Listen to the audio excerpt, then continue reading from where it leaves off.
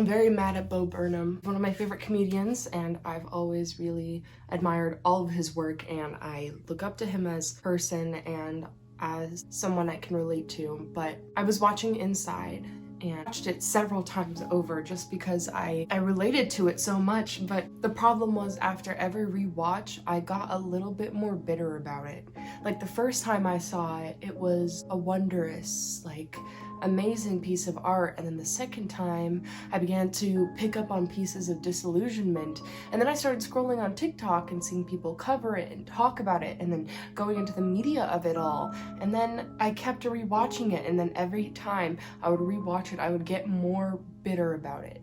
And it's become such a strong feeling. Very jealous of him. He's able to characterize what it's like to be trapped in your own space, living in your own world, but that relatability gets sucked out of it for one pure reason. You realize that he has a Netflix special, and he gets to be seen and heard after, and there are conversations about him and people praising him and putting him above, and he's very self-aware about this fact. But the way that it influences the themes of isolation and loneliness and self-destruction is unmatched and unignorable. Like, you can't ignore it, you know? Someone like me who related to the emotions he was displaying. Reason why I felt more and more bitter about it after every rewatch is because I realized that the difference between his pain and my pain is that if he wanted to reach out or feel related to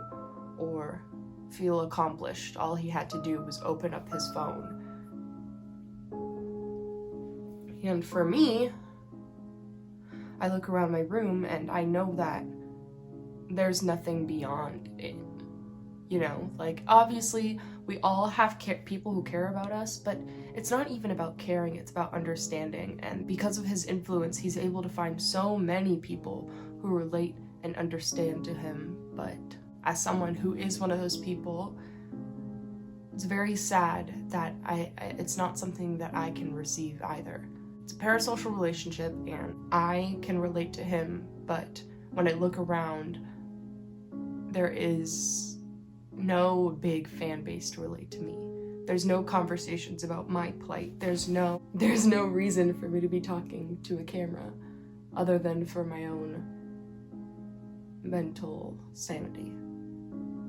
And he tries to play it off that way, but he's famous and rich and can make art if he wanted to.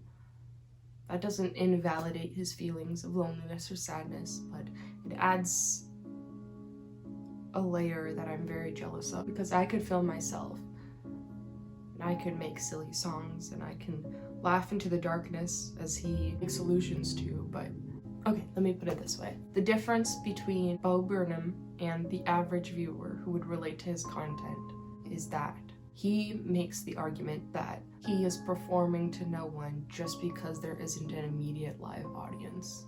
But for so many of us, we're performing exclusively for ourselves. And no matter how much he tries to convince me that he is, in fact, performing for himself, I am watching him. So he has an audience. My senior quote was one of his quotes. He said, "If you can live your life without an audience, do it." And as someone who strives to have a large following on social media, who wants attention, who wants validity so bad, it was kind of a bitter, ironic statement for me. But his burden is that he can't shed his audience, and my burden is that I can't live without one. And that's the difference, and that's why I'm mad at Burnham.